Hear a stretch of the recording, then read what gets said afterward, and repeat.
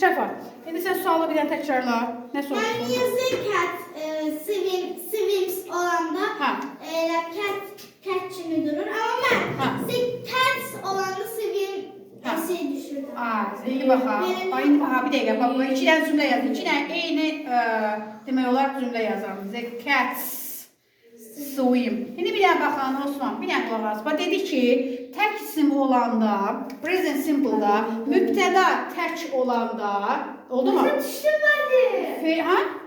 Ben bir Ha, saniye. düşdü başa. İndi başa. Bir dəqiqə, bir dəqiqə söylə. Ben düştüm ben de. Ha. Orada ben de swim cat artırabildim. Ben de Ha. cat'te ya ben üstünde olur da ya swim'de olabilir ya da cat'te aynı şeyler. Ha, yo. Bax, dedi ki, bax, mübtəda Ben tək de yanına düştüm. mübtəda bir dəqiqə izah edeyim. Mübtəda tək olanda, tək isim olanda fiilə heç nə, daha doğrusu fiilə es artırırıq. Baba.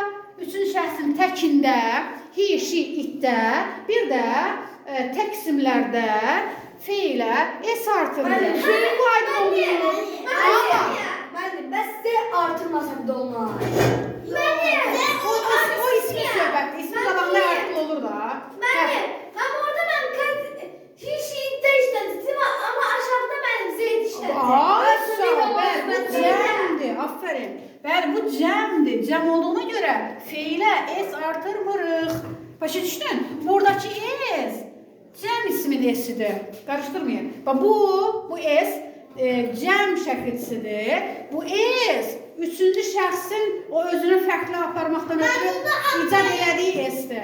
Atlayın tərcüməsi pişiklər. Pişiklər üzür. Burada isə pişik üzür. Aydın oldu? Fərq bildiniz? Mübtəda təkdə olanda feilə es artıracam. Mübtəda cəmdə olanda feilə es artırmıram. Bu es cəm şəkilçisidir. Aydın oldu? Qəşəng.